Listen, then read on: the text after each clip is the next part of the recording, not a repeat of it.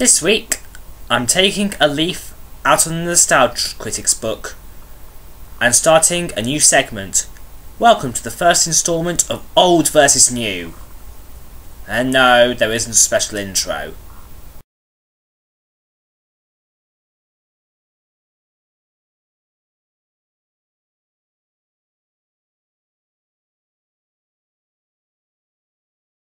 Much like how the Nostalgia Critic does it, Old vs New is where I take an old film and compare it with a recent reimagining or retelling.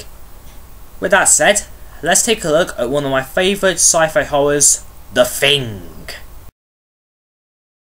The Thing is a film concerning 12 men in the Antarctic who discover the alien creature in the burning remains of a Norwegian camp, discovering too late that it's still alive. This film is superb to say the least, chilling, gore, and just a magnificent tale of how man can be the warmest place to hide. And in 2011, they did a prequel involving those in the Norwegian camp. This was also called The Thing and stars Mary Elizabeth Winstead in the title role. So, which film holds up more? The original 1982 version or the 2011 prequel? And yes, I know there's a 1951 version, but that doesn't count because I haven't really seen it. So, let's delve in and decide which is the better film. So, let's get started with Best Lead. Now, I've said it before, Mary Elizabeth Winstead is one of my favourite young actresses, and she excels herself here. She throws herself into the role of Kate Lloyd, staying calm in the most serious of situations.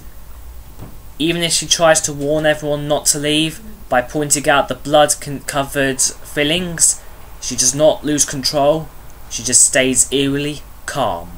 In some aspects, she's almost like Ellen Ripley from the Alien franchise. For example, when she's holding a flamethrower, she just doesn't hold back in the slightest.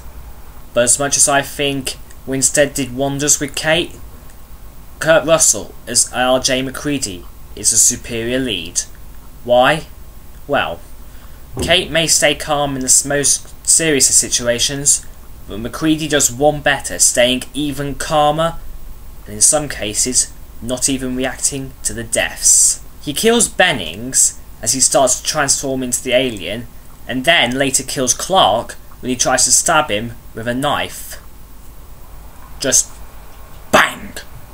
Plus, that little speech that MacReady gave just before he started the blood test was chilling to say the least.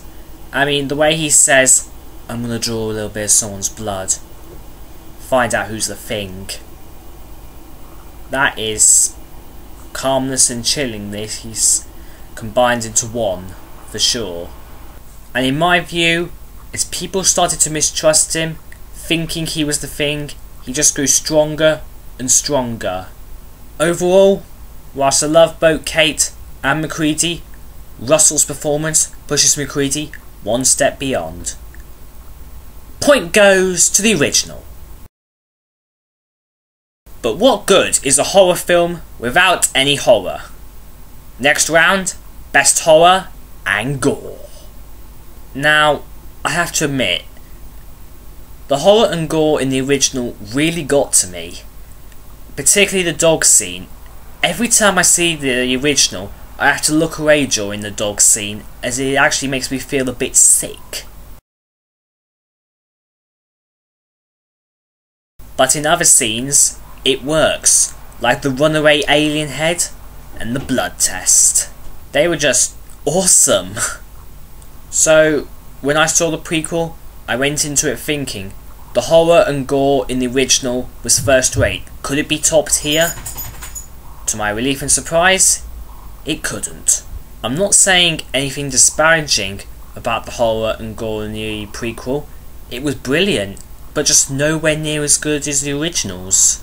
Admittedly, the prequel had some very gory scenes, like the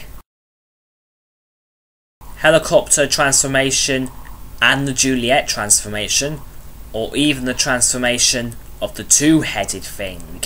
But really, you can't really top scenes like the runaway alien head or the blood test, but in both cases, I could sit through the goriest of scenes and not feel squeamish in the slightest. Well, other than the dog scene. This round may be shorter, but it's also very simple. Point goes to the original again. But what good is a film without any music? Well, possibly a silent film, but next round, best music. Or best soundtrack. Depends on how you think of it.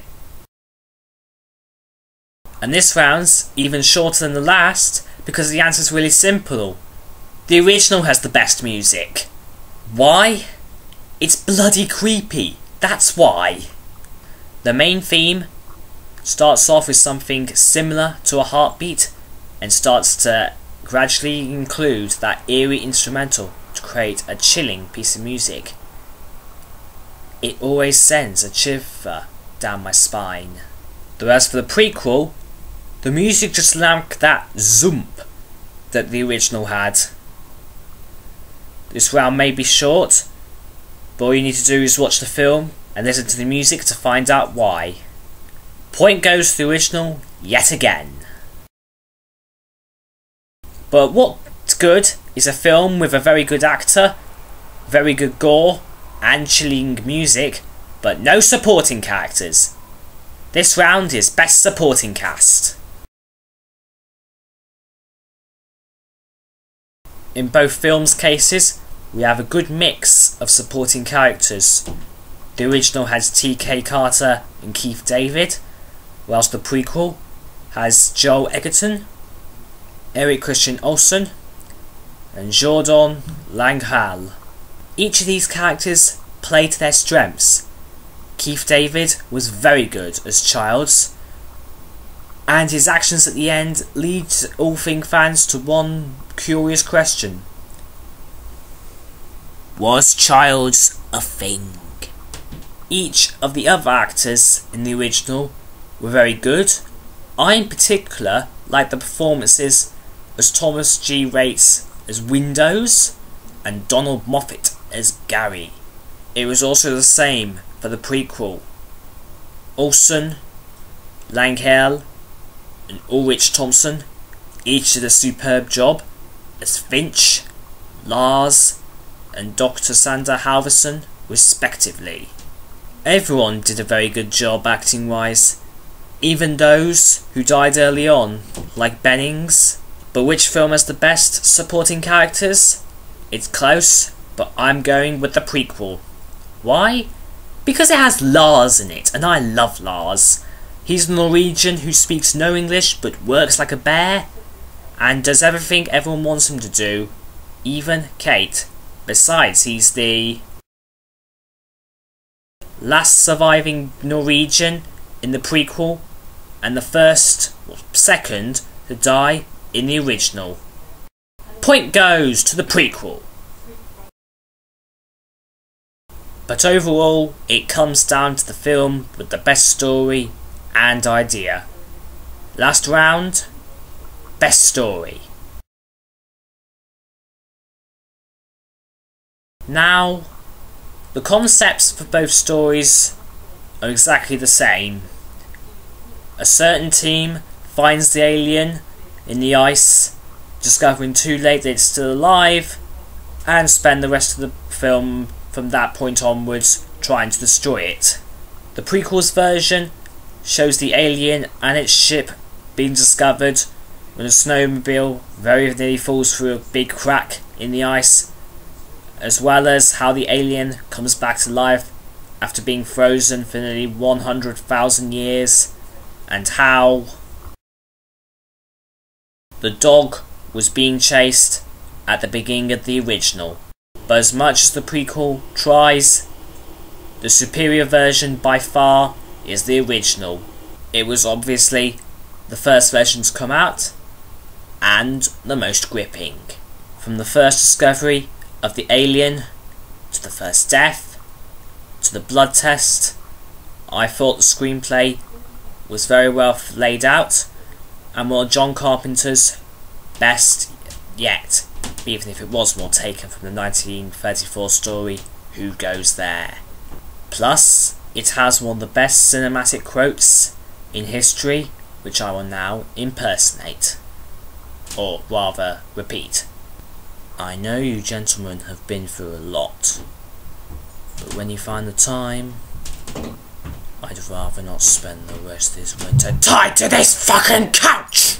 You gotta love Gary, who says that line. Brilliant line. So as you've guessed, the point goes to, and the overall winner, winning 4-1, the original!